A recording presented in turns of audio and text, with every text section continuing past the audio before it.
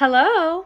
It's an entirely different day, and very different time than my last video because I'm wearing a different shirt. So, I want to talk a little bit about, introduce myself.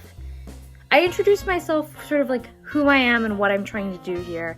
And now I want to introduce myself through my work. So I want to talk a little bit about it. Actually, I'm going to get my iPad. Okay, anyways. I'm going to get my iPad here just to help me a little bit. I'm not very good at just speaking. I'm not good with words.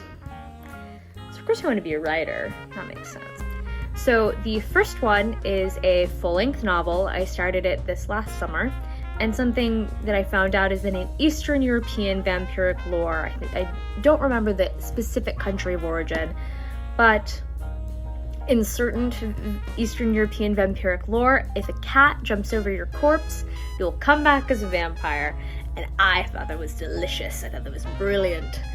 So I decided to, start a little something of this idea. I planned it all out. The tentative title is I Can't Stand Myself Anymore, a vampire story. And I'm pretty excited about the concept. I'll get into my struggles with it in a moment. But basically, it's the story of a woman who turns into a vampire, and she sort of freaks out, has sort of a crisis, and decides to sell all of her belongings and move into a car with her cat and drive to a national park in Tennessee. This came about when I was thinking, I love vampires. I'm obsessed with vampires. For one of my official class assignments, I wrote an essay about Twilight. I sort of got into my own personal lore, although I don't think it's really truly examined, at least not in this point of the writing process. It's not really it's not a fantasy novel.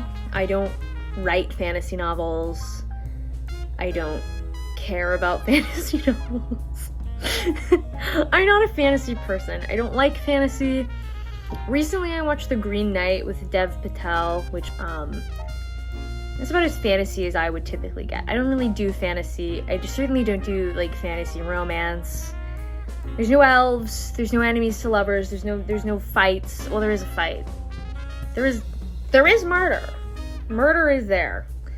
But it's not traditionally internet book fantasy. I feel like a lot of people that are in this realm of the internet who are writing, a lot of people write fantasy novels, and there's nothing wrong with that.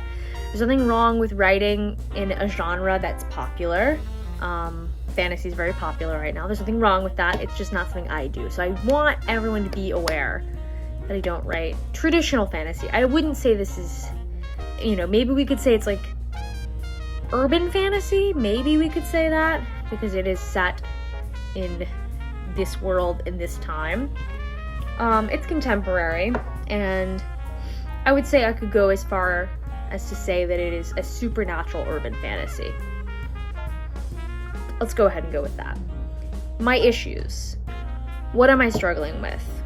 I haven't worked on it in a while because I'm struggling with the narrative voice. I don't know how I want to tell the story. I wrote the first draft as one would typically write a story, in the sense that it's first person, past tense, and the events happen in chronological order.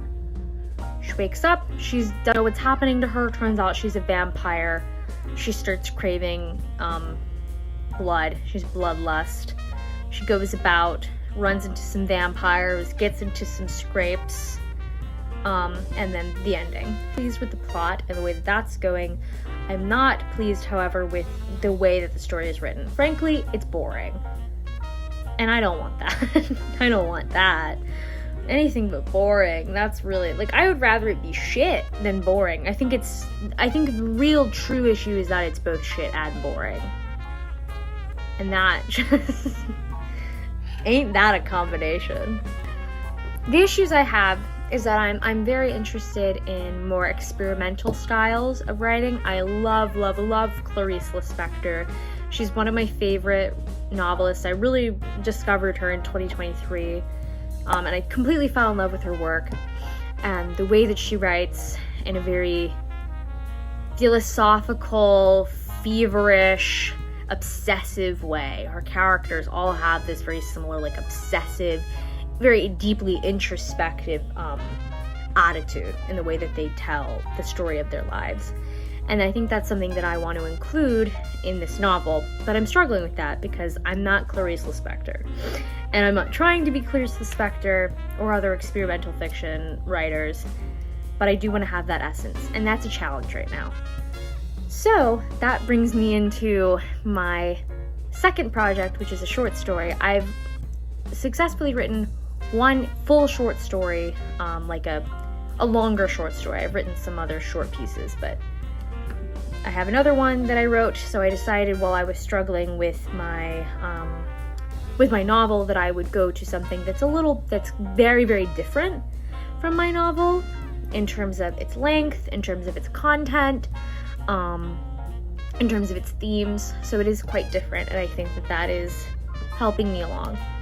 And it is called, tentatively, A Very Good Friend, and it's inspired by The Marvelous Mrs. Maisel a little bit of, what I know of, like, the New York City jazz scene and, like, the 60s. So basically it's about this jazz singer named Marlene. She is from Texas, and she moves to New York City to become a jazz singer, and she's working another job, and she's very straight-laced. She doesn't really do a lot of, she doesn't really drink or party. She's very focused on her career and just trying to make this life work for herself. And she meets and she's also very young, I should mention that. She's about 21 years old, maybe 22. She meets someone named Nathaniel at a party, like a kind of fancy party, on a November night in 1961, and they meet, and they sort of kind of instantly have a connection. I don't know if it's love, but they have a connection, and they go about this night in New York City. They wander around, they talk about religion and death and comedy and music and what it really means to be a person. And it examines, differences in age. Nathaniel is significantly older than Marlene. I think he's about 13 years older than her. It examines difference in religion. Marlene was raised, like, traditionally Christian, maybe sort of just non-denominationally Christian, whereas Nathaniel was raised in New York and was raised Jewish. He is Jewish. It's a big aspect of his identity. As someone, and that sort of actually is very interesting because it represents this own turmoil within myself. I was raised non-religious. I celebrated Christian holidays, but I didn't really know anything about them. I didn't know who Noah was, and I thought that the ark was just something that they had in Missouri. I don't know. Also, I don't know if you can hear dogs snoring. You might be able to hear dogs snoring. So I'm sorry about that. Or, honestly, I think it's nice. I think it adds some ambiance. So I'm actually a Jewish convert. I'm in the act of converting to Judaism. I picked a very interesting time to convert to Judaism, which honestly, any time is an interesting time because it always sucks. But I'm a Jewish convert, and I decided that it would be sort of interesting to play with my own confusion and turmoil through these two characters. So it's very therapeutic for me. They also talk about addiction. Nathaniel is an addict, addicted to multiple things, and Marlene's father had an alcoholic death, and addiction runs in my family, alcoholism runs in my family, and I've had to grapple with that as well. So it's truly about differences and how connection and, feelings of strong passion and love can actually come from those. I will say that it is not a happy story. They don't end up together. He dies. He's dead. He dies. I think about 5 years after they meet that one night. So both the stories are pretty sad, but A Very Good Friend has a little bit more of a lighter tone. It's a little bit happier. There's that sort of giddiness of meeting someone and really, really liking them, and, you know, thinking about futures, and, you know, of course it's met with this inevitable disappointment. But it's a little bit more interesting in the way that it's written. It goes in and out of the original storyline, and then Marlene responding to hearing this news about Nathaniel's death and going about her life, you know, trying to make some decisions about what she's going to do with her life after this. And I think it has some potential. I'm really enjoying writing the story. So even if no one sees it, I don't really care. I'm looking at my notes here. I actually track my writing. And so, excuse me, right now I'm at 6,942 words out of approximately 10,000. 10,000 is like the goal, the minimum. So I have about 3,000 words left, and I'm feeling pretty good about it. Other than that, I'm also working on poetry. I'm kind of always writing poetry. I took a Literature of the Holocaust class last term and was exposed to, you know, great poets like Paul Celan. And actually for my final for that class, I wrote a series of poems, I think they're about 8. And that has sort of really inspired me to write poetry that is outside of the, like, sort of angsty, sad, like, this person doesn't like me back, and so my heart is broken. So instead of doing something like that, I'm trying to use poetry as more of an art rather than like a form of therapeutic writing. What are my fears? We're talking about fears today. We're talking about my fears as a writer. So my fears as a writer come from just like the general fear of not being good enough, of not being perfect, you know, just girly things. I think a lot of people, especially women or people, or, you know, AFAB people, were definitely experience this feeling of just not being good enough because of the patriarchy.